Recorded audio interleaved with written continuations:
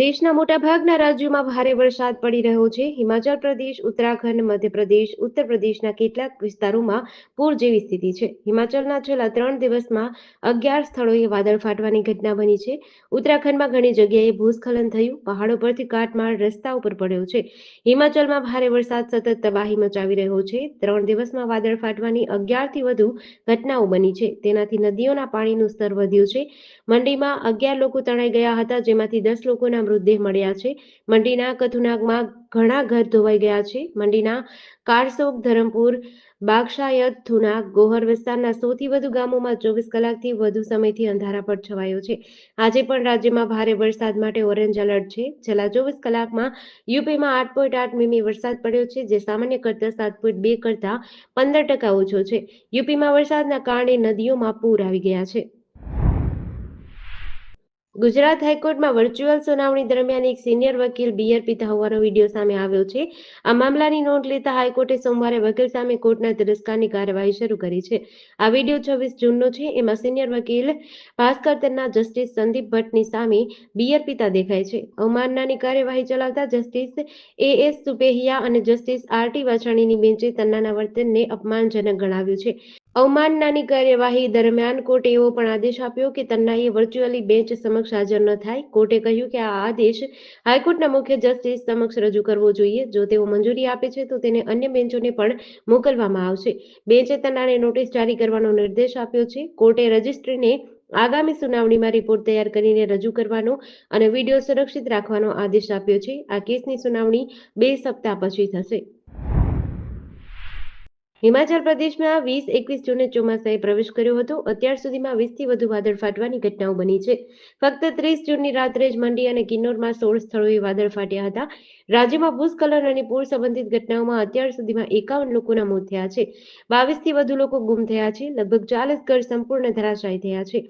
મંડી જિલ્લામાંથી વહેતી બિયાસ નદીમાં પૂર આવ્યું છે. આજે રાજ્યમાં ભારે વરસાદ માટે રેડ એલર્ટ જાહેર કર્યું છે. યુપીના વારાણસીમાં ગંગા નદીનું જળસ્તર 50 મીમી પ્રતિ કલાકના દરે વધી રહ્યું છે.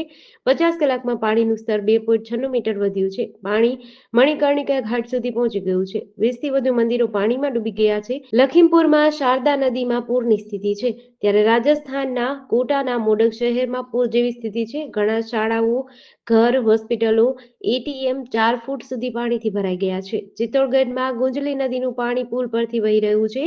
અડધા ડઝનથી વધુ ગામોનો સંપર્ક તૂટી ગયો છે.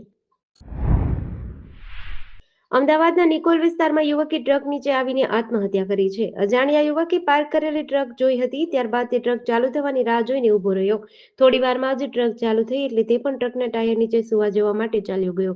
ટ્રક ચાલુ થતાં જ ટ્રક નીચે સૂઈ ગયો હતો. જે બાદ યુવક પરથી ટ્રક પસાર થતાં 3 જ સેકન્ડમાં યુવકનું ઘટના સ્થળે મોત થયું હતું. આ બનાવ અંગે ઓઢવ પોલીસે ગુનો નોંધી તપાસ શરૂ કરી છે. નિકોલ વિસ્તારમાં વહેલી સવારે પામ હોટેલ પાસે જ્યારે વાહનોની અવરજવર થઈ રહી હતી ત્યારે અંદાજિત 35 વર્ષનો અજાણ્યો યુવક ત્યાં પહોંચ્યો. આ યુવકે પાર્ક કરેલી ટ્રક જોઈ હતી. જે બાદ ટ્રક જેવી શરૂ થઈ તરત જ ટ્રક તેના પરથી પસાર થઈ હતી. આ બનાવના સીસીટીવી ફૂટેજ સામે આવ્યા છે, જેમાં યુવકે જ આત્મહત્યા કરી હોવાનું દેખાઈ રહ્યું છે. સુરત જિલ્લાના માંડવી જંખવાવ માર્ગ પર માલદા ફાટા નજીક એક ગંભીર અકસ્માત બન્યો હતો, જેમાં એક અર્ટિગા કારે બેકાબુ બનીને એક કાર, 3 બાઇક અને એક શાકભાજી વેચનારને અડફેટે લીધા હતા. સદભાગ્યે આ ઘટનામાં કોઈ જાનહાની થઈ નથી, પરંતુ અકસ્માત સર્જનાર કારમાંથી બિયરના ટીન મળી આવતા ચાલક દારૂના નશામાં હોવાનું સ્પષ્ટ થયું હતું. અકસ્માત બાદ ઘટના સ્થળે લોકોના ટોળા એકત્ર થઈ ગયા હતા.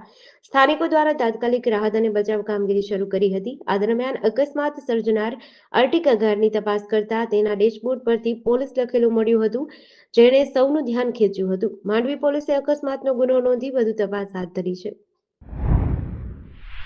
આજે મનસુખ સાગઠિયા સામે ગુનો નોંધવા ઈડીએ આરએમસી પાસે મંજૂરી માંગતી દરખાસ્ત કરી હતી, જેને સ્ટેન્ડિંગ કમિટીએ મંજૂર કરી છે. હવે આ દરખાસ્ત જનરલ બોર્ડમાં મંજૂરી માટે મુકાશે. જનરલ બોર્ડની મંજૂરી બાદ સાગઠિયા સામે ગુનો નોંધી ઈડી કાર્યવાહી કરશે. ટીઆરપી ગેમઝોન અગ્નિકાંડ કેસમાં મુખ્ય સહ આરોપી અને રાજકોટ મનપાના પૂર્વ ટાઉન પ્લાનિંગ અધિકારી મનસુખ સાગઠિયાની ₹21 કરોડની મિલકતો પ્રિવેન્શન ઓફ મની લોન્ડરિંગ એક્ટની કલમ 5 હેઠળ તારીખ 28/5/2024ના રોજ જપ્તી કસ્ટડીમાં લીધા બાદ દિલ્હીની એન્ફોર્સમેન્ટ ડિરેક્ટોરેટે રાજકોટ મનપા પાસે ફરિયાદ દાખલ કરવા મંજૂરી માંગી છે. મનસુખ સાગઠિયા વર્ગ 1ના કર્મચારી હોવાથી પ્રથમ સ્ટેન્ડિંગ કમિટી બાદ જનરલ બોર્ડમાં મંજૂરી માટે મૂકવામાં આવશે. ઈડીની તપાસ દરમિયાન સામે આવ્યું છે કે આ મિલકતોની કિંમત ₹21,61,59,129 થાય છે. આ મિલકતો પીએમએલએ એક્ટ હેઠળ કલકિત ગણીને તેને કલમ 5 હેઠળ ઈડીએ જપ્ત કરી છે.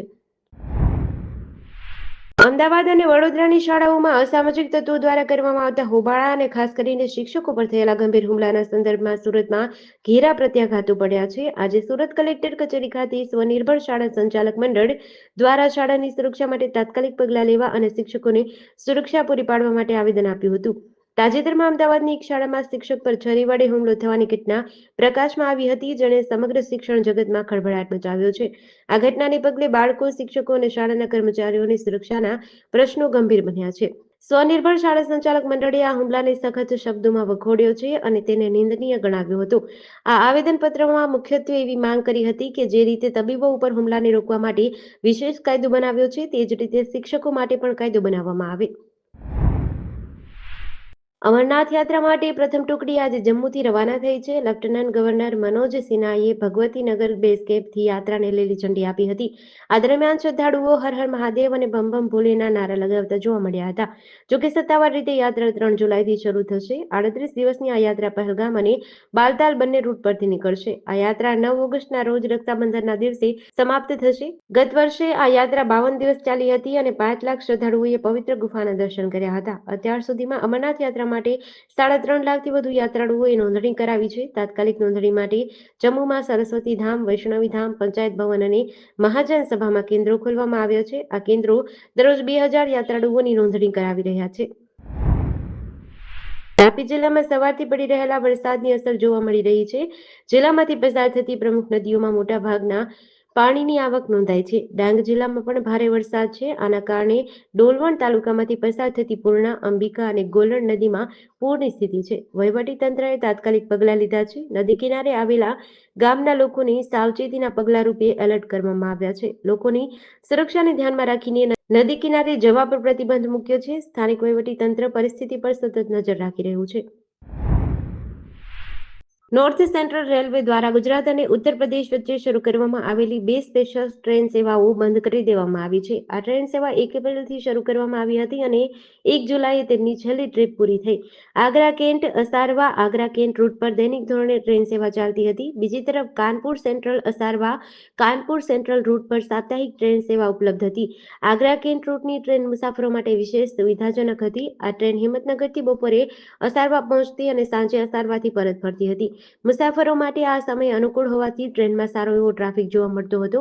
આ બંને ટ્રેન સેવાઓ ગુજરાતથી ઉત્તર પ્રદેશના મુખ્ય શહેરો સુધી સીધી કનેક્ટિવિટી પૂરી પાડતી હતી.